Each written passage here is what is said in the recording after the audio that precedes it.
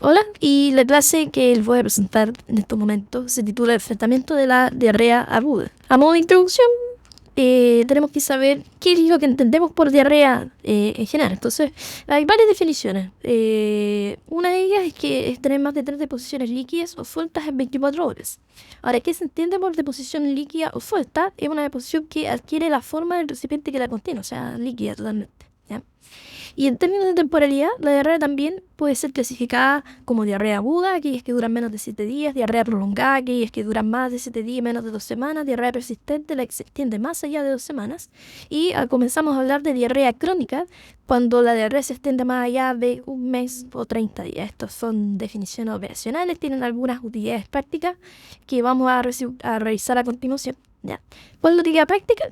Es que las diarreas agudas y las diarreas prolongadas, o sea, las diarreas que duran menos de 2 semanas, habitualmente son de origen infeccioso. Mientras que las diarreas crónicas, o sea, aquellas diarreas que duran más de un mes, habitualmente el origen infeccioso es improbable, es inhabitual. Y ahí uno comienza a pensar en otro tipo de patologías como síndrome intestinal irritable, enfermedad inflamatoria intestinal, enfermedad celíaca, etc. Entonces, el objetivo de esta clase, qué patologías se hacen entre esta clase, va a ser en aquellas diarreas que duran menos de 30 días, o sea, diarreas agudas o eventualmente prolongadas y específicamente en población adulta. Desde el punto de vista epidemiológico, la Organización Mundial de la Salud establece que la diarrea, en general, la diarrea aguda, es la 9ª causa de muerte a nivel mundial. Sin embargo, este dato está primordialmente dado por las tasas de mortalidad en regiones de bajos recursos económicos, donde hay altas tasas de desnutrición. Lo que ocurre en países desarrollados es que las diarreas agudas habitualmente son condiciones acotadas que solo alteran la calidad de vida y rara vez requieren manejo hospitalizado y muy rara vez se asocia a la mortalidad. A pesar de lo anterior, a pesar de que esto parece ser algo benigno en países desarrollados, tiene alta implicancia desde el punto de vista económico. ¿Por qué? Por el ausentismo laboral. ¿Ya? Estudios de prevalencia establecen que el 3 al 8% de los adultos refiere haber tenido diarrea en el último mes y eso determina ausentismo laboral. Y datos norteamericanos refieren que el 1,5% de las hospitalizaciones son secundarias a una diarrea de origen probablemente infeccioso.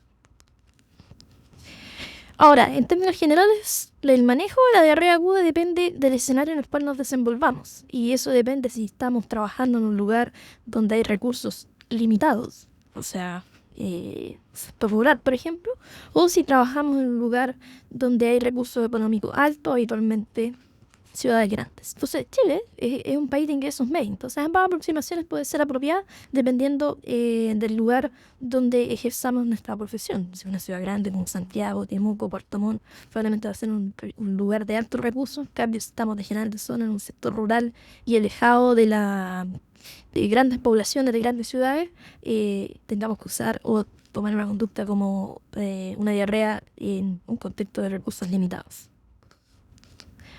Ok, ahora vamos al programa. El programa de esta presentación vamos a partir con describiendo un poco la etiología más frecuente y cuáles son las potenciales complicaciones de una diarrea aguda. Luego vamos a describir cuáles son los factores importantes para sospechar la etiología, la causa y evaluar la severidad de una diarrea aguda. Luego vamos a hablar de las técnicas para el diagnóstico etiológico. Vamos a describir un poquito cuándo indicar terapia antibiótica empírica y vamos a terminar con el manejo general de soporte y síntomas. Entonces, vamos con la primera sección de la clase, que es etiologías más frecuentes y potenciales complicaciones. Bueno, la verdad es que cuando nos enfrentamos a una diarrea aguda, rápidamente nosotros pensamos que el origen es infeccioso y ahí rápidamente pensamos en virus, en bacterias y menos frecuentemente en parásitos. Entonces, dentro de los virus está el rotavirus, el norovirus, el adenovirus, sapovirus, astrovirus y, como se han dado cuenta en los últimos años de pandemia, el coronavirus, que puede producir enfermedades respiratorias, también puede producir patología digestiva como una diarrea aguda. Respecto a las bacterias, la verdad es que la lista es larga. Aquí tengo un pequeño resumen: Salmonella, Tifo paratifi, Shigella, Campylobacter, Yersinia, Escherichia coli en sus distintos serotipos, Clostridium difficile, Vibrio, cólera, no cólera, Listeria y algunos que producen diarrea por intoxicación por generación de toxinas como el Bacillus cereus, Staphylococcus aureus o el Clostridium perfringens. Y parásitos, y habitualmente para los parásitos que producen diarrea son parásitos microscópicos como la ameba, como el Tremonema estenitica, Giardia lamblia, Cristopoil, Cryptococcus, etc. Ahora, ¿cuáles son las potenciales complicaciones de una diarrea aguda? La verdad es que en términos prácticos, la principal complicación a la cual nosotros tenemos que enfrentar y resolver es la deshidratación. Pero hay fenómenos inmunológicos a veces que vienen asociados a la diarrea aguda y varían dependiendo de la etiología. Habitualmente cuando la etiología es bacteriana pueden aparecer cosas como eritema nodoso, glomerulonefritis y síndrome nefrítico, síndrome de Guillain-Barré, que es una polineuropatía sensitivo-motora, anemia hemolítica, el famoso SHU o síndrome hemolítico urémico, otras nefropatías por inmunoglobulinada. Otros fenómenos inmunológicos que van hacia el lado de las articulaciones, por ejemplo, artritis reactivas, el síndrome intestino irritable postinfeccioso, que se refiere a pacientes que tienen una diarrea infecciosa, se mejoran de la infección, pero después quedan con síntomas digestivos en el largo plazo. Se han descrito meningitis, perforaciones intestinales, incluso esto ocurre o una complicación frecuentemente descrita en salmonela. El síndrome de Ekiri, que es una complicación por fortuna extremadamente rara, pero es una encefalitis habitualmente mortal relacionada a infecciones por Shigella y otras cosas más raras como aortitis, osteomielitis, etc. ¿Ya? Ahora, por fortuna, todas estas complicaciones son raras. Yo diría que acá la más frecuente es el síndrome intestino irritable postinfeccioso. Y bueno, uno puede ver a veces eritema nodoso, cosas así, pero son mucho menos frecuentes. Ok, vamos al segundo ítem de nuestro programa, que se refiere a los factores que son importantes para sospechar de etiología y qué factores tengo que considerar para evaluar la severidad de una diarrea aguda. En otras palabras, ¿qué le tengo que preguntar al paciente? Entonces, ¿qué le tengo que preguntar? Primero, potencial fuente de contagio. Y segundo, preguntas que están relacionadas a la severidad o la gravedad. Y eso tiene que ver con dos aspectos, con las características de la diarrea y las características del paciente. Respecto a la potencial fuente de contagio, siempre preguntar si es que la persona que está consultando ha ingerido alimentos sospechosos, o sea, o en algún lugar inhabitual, ya sea porque la manipulación fue inadecuada, o la refrigeración fue inadecuada, o consumo de alimentos crudos. Otro aspecto importante es el contacto con otras personas, enfermas, otras personas con diarrea o otras personas con virosis. Por ejemplo, niños que a veces tienen virus respiratoria y que en el adulto se puede manifestar el mismo virus como una infección gastrointestinal. O, como dije anteriormente, cercanas y familiares con síntomas similares, ¿ya? Contactos con animales y sus heces, por ejemplo, aves de corral, zoológicos de mascotas, reptiles, etcétera. Contacto con aguas recreacionales, por ejemplo, bañarse en algún lugar donde la higiene no sea propia, piscinas, parques de agua, etc. Otro, y esto es importante, viajes recientes, ¿ya?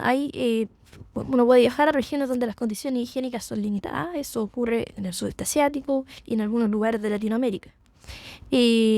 Otro aspecto importante es el consumo de antibióticos, especialmente en las últimas 8 a 12 semanas, porque eso se asocia a Clostridium difficile. Ahora, ojo con el consumo de antibióticos inadvertido. Eso ocurre a veces en hospitalizaciones, en cirugía receta, donde se administran antibióticos profilácticos y los pacientes no se dan cuenta. Otro aspecto es los trabajadores sanitarios, trabajadores en casas de reposo, los que cuidan niños, los que cuidan ancianos, algunas jardín, porque son lugares donde más fácilmente se puede contagiar con diarrea. Actividad sexual con contacto anal, por ejemplo, hombres que tienen sexo con hombres. Son todas esas potenciales fuentes de contagio las que se tienen que evaluar. Y ahora, en general, cuando uno tiene una diarrea bacteriana, todas coinciden en su forma de contagio, la ingesta de alimentos o agua que están contaminados o brotes epidémicos, ¿ya? Contaminación orofecal. Y algunas etiologías que se asocian a ciertas condiciones particulares, por ejemplo, Escherichia coli, carnes de vacuno, Yersinia, derivados de cerdo o mascotas con diarrea, salmonela, huevos derivados de aves de corral, contacto con reptiles, Campylobacter, Brucela, que específicamente se asocia a productos lácteos de cabra, caprinos, vibrio, o el vibrón del cólera con mariscos. Cuando hablamos de diarrea del viajero, hablamos de pacientes o personas que viajaron a un lugar donde las condiciones higiénicas son limitadas y evolucionan con diarrea. Ahí las causas frecuentes que hay que pensar son el chistococcus y Yersinia, pero un factor importante es el Campylobacter. ¿Por qué? Porque el Campylobacter ha desarrollado espontáneamente una alta resistencia a quinolonas. Entonces esto es relevante porque muchas diarreas del viajero por personas que han viajado al sudeste asiático, a la India o a México, pueden estar infectados con Campylobacter que tienen altas tasas de resistencia, y el ciprofloxacino no es una buena alternativa y uno debiese preferir acitromicina. Ok, eso en relación a la potencial fuente de contagio. Ahora vamos a las características de la diarrea que determinan la gravedad de la condición. Y ahí se debe considerar si la diarrea está asociada o no a fiebre, si la diarrea es acuosa o es una diarrea disentérica. Eso quiere decir que tenga sangre, ¿ya? En la deposición. Y lo otro, la duración. Como les dije en la introducción, aquí nos estamos refiriendo primordialmente a diarreas agudas, menores de 30 días, pero el abordaje es un poquito diferente si es menor de 7 días, hasta 2 semanas, un poquito más de 2 semanas. Ok. Y la diarrea acuosa se refiere a una diarrea líquida, sin sangre, o sea, sin elementos patológicos. Y la verdad es que esta es una diarrea específica porque se puede ver en virus, se puede ver en bacterias, se puede ver con infecciones por parásitos, ¿ya? Las diarreas virales son casi siempre acuosas, ¿ya? Pueden ir asociadas o no a fiebre. Eso que quiere decir que la fiebre es un elemento específico. Habitualmente cuando son virales van asociadas a náuseas, vómitos, tienen 2-3 días de duración y el paciente rápidamente comienza a mejorar. Y en la actualidad, en países desarrollados, los virus probablemente son la causa más frecuente de brotes epidémicos. El rotavirus tuvo un rol importante, pero desde que se creó la vacuna deja de tener relevancia. Y en los lugares donde la vacuna por rotavirus es relevante, el norovirus comienza a ser el virus más frecuente. Eso es lo que acabo de mencionar, ¿ya? Ahora, también se lo mencioné en la introducción, pero durante la pandemia del COVID-19, el SARS-CoV-2 produce un cuadro respiratorio, pulmonar, pero también muchos pacientes evolucionaron con diarrea y fue uno de los síntomas primordiales para sospechar la infección. Así que el coronavirus también está dentro de los virus que pueden producir diarrea. Otras diarreas acuosas que son importantes son aquellas asociadas a toxinas. Ahora, habitualmente son diarreas que el paciente consume algo donde está la toxina y rápidamente inicia una diarrea intensa, habitualmente en menos de 24 horas desde la exposición. Eso es muy precoz cuando uno consume alimentos donde hay toxina de Staphylococcus aureus o Bacillus cereus, y un poco más tardío el Clostridium perfringens. Ok, eso son las diarreas acuosas. Ahora vamos a la diarrea con sangre, la disentería, ¿ya? Aquí la causa más probable es una infección bacteriana habitualmente, y ahí está Salmonella, Shigella, Campylobacter, Yersinia, Escherichia coli. Menos frecuentemente el Vibrio cholera y otras patologías. En Chile es frecuente, pero también la ameba puede producir diarreas que se están prolongando y tienen sangre, ¿ya? Ahora, cuando hablamos de diarreas de origen bacteriano, habitualmente tienen harto dolor abdominal y son más dolorosas que diarreas por toxinas o por virus. Está independiente de la presencia de... Respecto a la duración, la diarrea persistente, o sea, la diarrea que se comienza a extender más allá de 10 a 14 días, uno debe pensar en algunas patologías específicas como Yersinia. La Yersinia tiende a tener una fijación con infectar el ileum, y por eso habitualmente da dolor abdominal persistente en fosa ilíaca derecha, que puede tener diarrea, pero a veces solamente dolor sin diarrea. Parásitos, giardia, ameba, y en inmunosuprimido o inmunodeprimido hay que pensar en otras cosas como Cryptosporidium, Cystospora ebenis, Ciclospora, y en presente severamente inmunosuprimido uno piensa en citomegalovirus, puede pensar en Mycobacterium avium complex, ¿ya? Otra cosa en la cual uno tiene que comenzar a pensar cuando la diarrea se comienza a prolongar, sobre todo si es que hay sangre en la deposición, es enfermedad inflamatoria intestinal, y por eso me refiero a colitis ulcerosa o enfermedad de Crohn. Y cuando la diarrea se prolonga pero no tiene sangre, no tenemos que olvidar que esto puede estar en contexto de un síndrome intestino irritable postinfeccioso, una diarrea de Briner, que probablemente también es un subtipo de síndrome intestino irritable postinfeccioso. Ok, entonces eso con respecto a las características de la diarrea y evaluación de la severidad.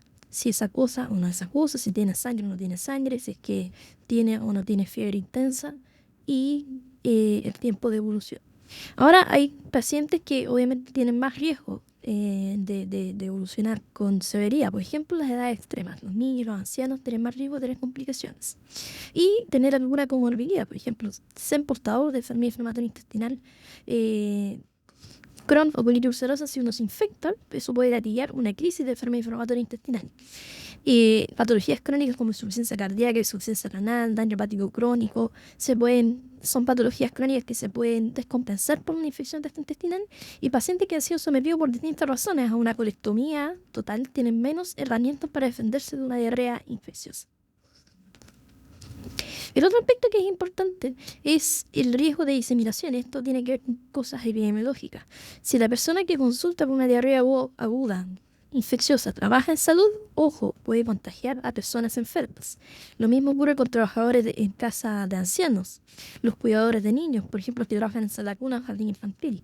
Otro punto importante, trabajador importante, son los manipuladores de alimentos. Si trabajan en comida rápida, por ejemplo, o en sushi, ojo, esos pacientes tienen que ser considerados y probablemente requieran licencia para evitar la diseminación de la enfermedad. Ok, vamos con otro aspecto, que es cuáles son las técnicas para el diagnóstico etiológico. Y aquí un alcance.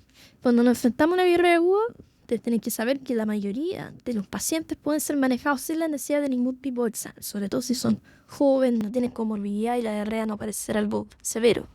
Ahora, ¿por qué es necesario buscar la etiología si la mayoría de los pacientes los podemos manejar sin exámenes? ¿Ya? Eso tiene que ver con que hay motivos relacionados al paciente, por ejemplo, enfermedad inflamatoria intestinal o alguna comorbilidad o inmunosupresión, por ejemplo, VIH, SIDA o uso de inmunosupresores, y los otros son los motivos epidemiológicos, por ejemplo, en un brote de diarrea a nivel poblacional. Ok, por ejemplo, paciente que está con una diarrea grave, que está deshidratado y que requiere hospitalización, lo que les mencioné anteriormente, inmunosupresión. Si el paciente tiene una diarrea con SANDU, síndrome disentérico febril, ojo que uno puede decir, ¿le comienzo o no le comienzo antibiótico? Tengo que confirmar que sea una infección bacteriana. Bueno, ahí sirven los exámenes para poder confirmar la necesidad de terapia antibiótica. Ojo también con el síndrome disentérico afebril, porque las diarreas por bacterias que producen toxinas chicas y que se asocia al síndrome hemolítico urémico son pacientes que tienen diarrea con sangre y habitualmente no tienen fiebre.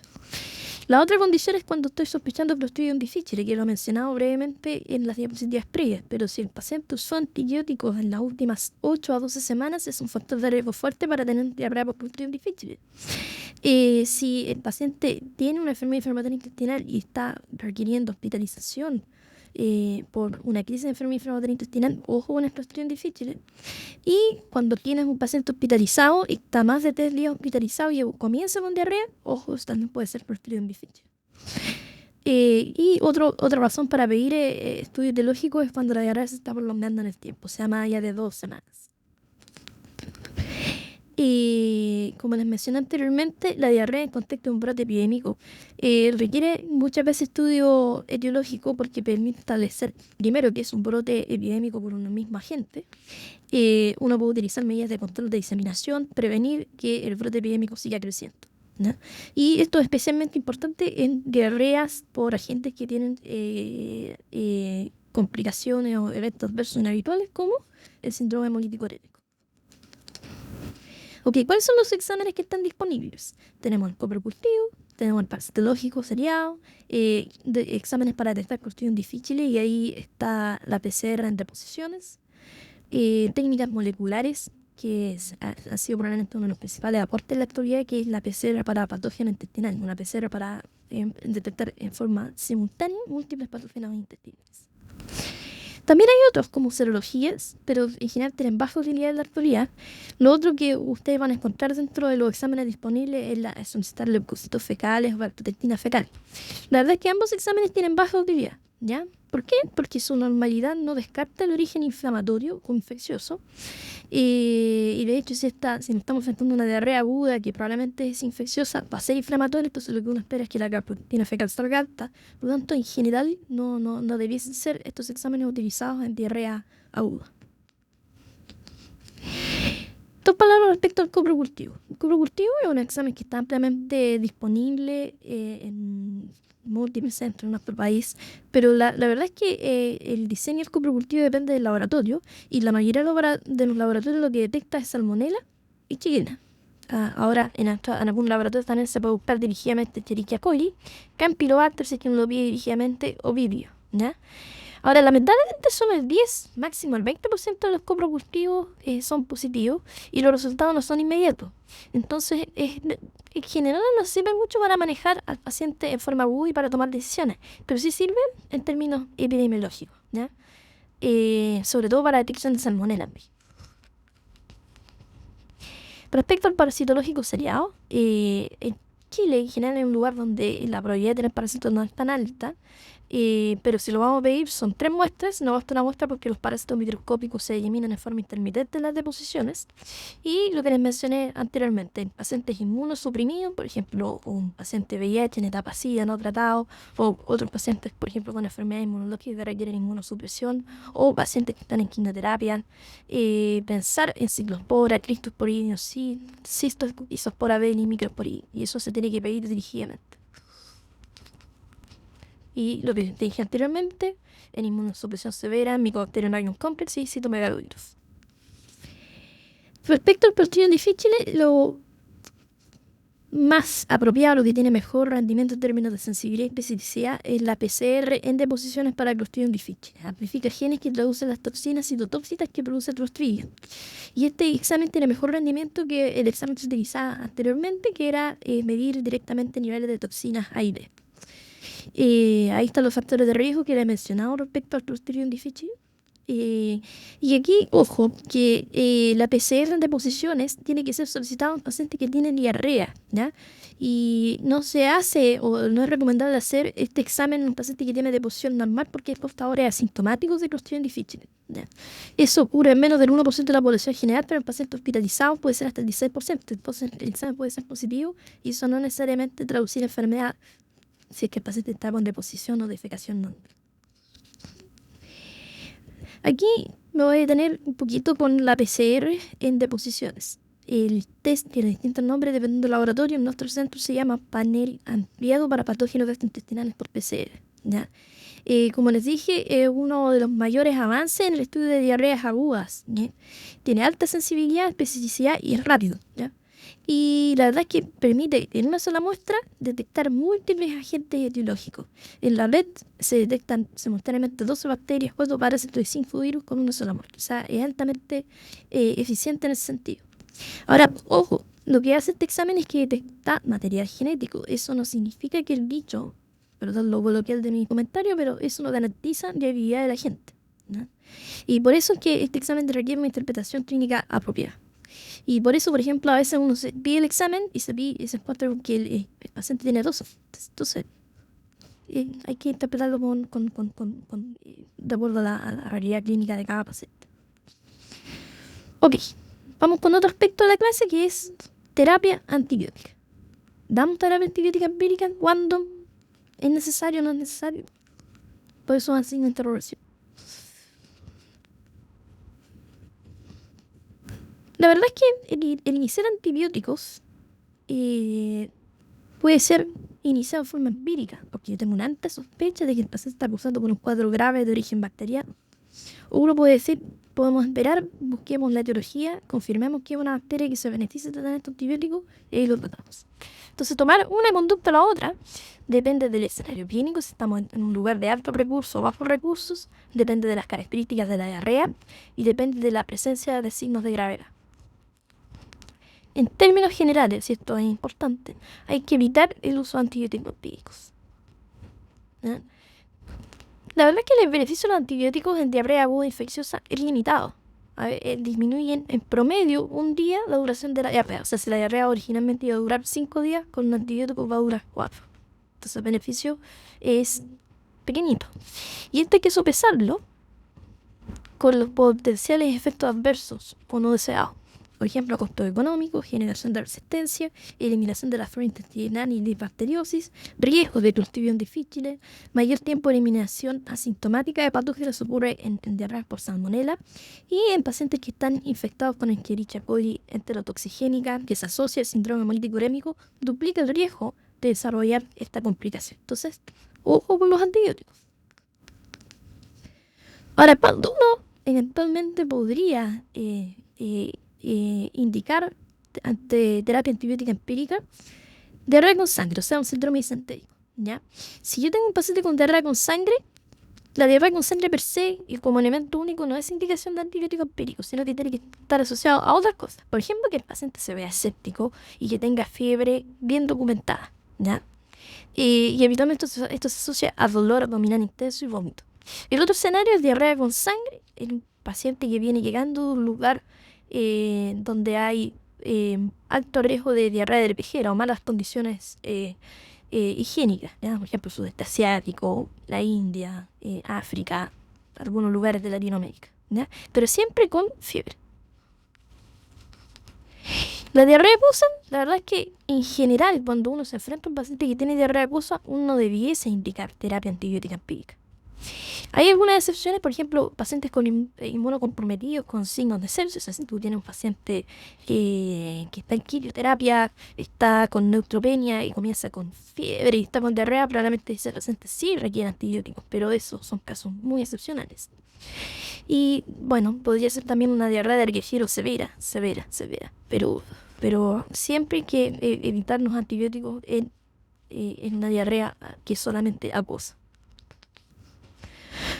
Ahora, todas estas consideraciones que yo he dicho, porque al final del día estoy diciendo que uno podría eventualmente considerar antibióticos en un paciente con una diarrea disentérica febril de aspecto séptico, o en inmunosupresión, o en diarrea del viajero, pero diarreas severas del viajero, ¿ya?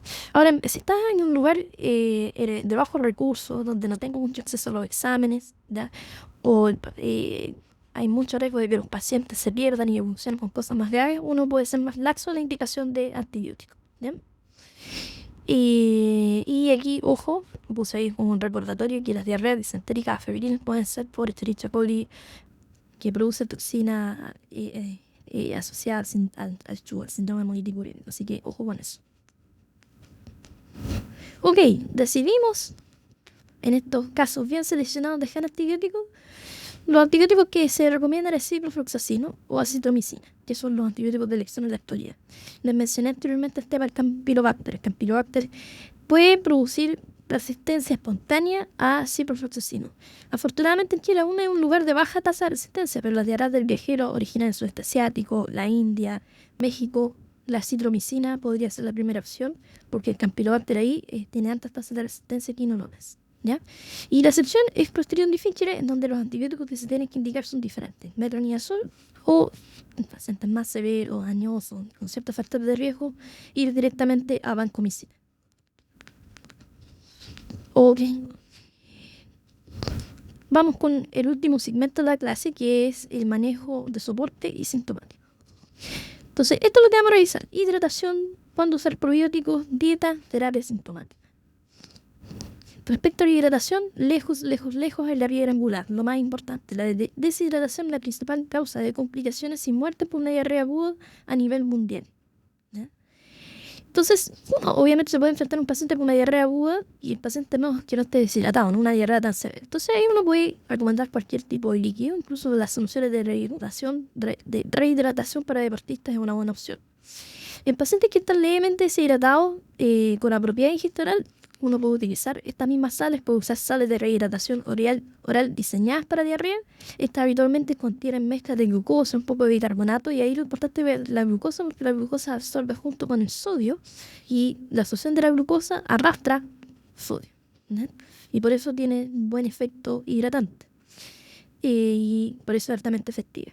Y en pacientes que están deshidratados y que además tienen mala ingesta oral porque tienen mucho vómito, uno ahí en ese escenario puede considerar fluidos endovenosos. Incluso cuando el paciente está muy decaído, uno a veces administra fluido endovenoso, el paciente se compensa y la tolerancia oral mejora. Respecto a los probióticos, la verdad es El año 2010 se publicó una metaanálisis, una revisión sistemática, con más de 60 estudios, más de 8.000 pacientes, y esta metaanálisis mostraba un beneficio del uso del probiótico en términos de disminuir la duración de la diarrea en 24 horas o más, disminuir la probabilidad de tener una diarrea que durara más de 4 días, disminuía la intensidad de la diarrea después del segundo día. La mayoría de estos estudios estaban, sin embargo, hechos en población pediátrica, pero había mucha heterogeneidad en estos datos, ¿ya? Había muchos probióticos evaluados, pero los que más frecuentemente eran evaluados era el Saccharomyces boulardii, por lejos el más frecuente, y otros estudios habían con Lactobacillus rhamnosus. Entonces, esta la sabía hasta el 2010 y siempre se recomendó bajo esta evidencia que uno podía utilizar probióticos.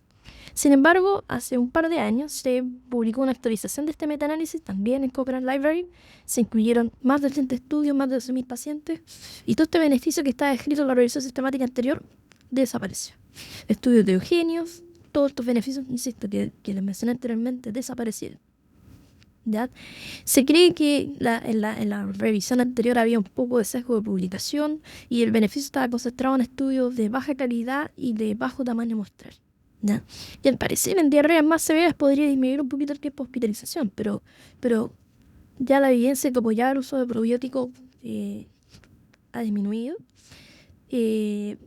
Pero sabemos que los probióticos no son de alto costo y prácticamente no tienen efecto adverso. Respecto a la dieta, siempre los pacientes van a preguntar por la dieta, ¿ya? Y se recomiendan algunas dietas, por ejemplo, dietas pobres en residuos, pobres en grasas, sin lácteos. En países anglosajones se recomienda la dieta BRAT, que es plátano, arroz, manzana, tostada, pero la verdad es que desde el punto de vista de evidencia científica es muy débil la evidencia, ¿ya? Lo que sí tenemos claro es que la realimentación tiene que ser precoz, ¿ya? Si el paciente comienza a tolerar hidratación oral, puede comer lo que tolere, ¿ya? Esto es muy importante en lugares donde hay altas tasas de desnutrición y deshidratación. Además es importante el tema de la alimentación porque la alimentación mantiene el trofismo de la mucosa intestinal, entonces mantiene la barrera intestinal sana y mejora los outcomes nutricionales, ¿ya? Y esto, como les dije anteriormente, es importante en lugares donde hay altas tasas de desnutrición. Respecto a la terapia sintomática, si es que el paciente tiene mucha náusea, mucho vómito, uno puede usar antinauseosos como domperidona, levosulfide, ondansetron. Si tiene mucho dolor abdominal, antiespasmódico de acción corta, cualquiera pagiovina o alternativa. Paracetamol si es que tiene fiebre, decaimiento, ya que esto es algo común a todas las infecciones. Uno eventualmente en situaciones especiales puede usar antidiarreicos como loperamida. La verdad es que yo rara vez indico loperamida, a no ser que sea una situación extrema. Por ejemplo, el paciente tiene que hacer algo muy importante, tiene que viajar, y ojalá evitar la loperamida en contexto de disentería o fiebre alta. Entonces eso era lo que les quería contar. Ahora vamos a las conclusiones.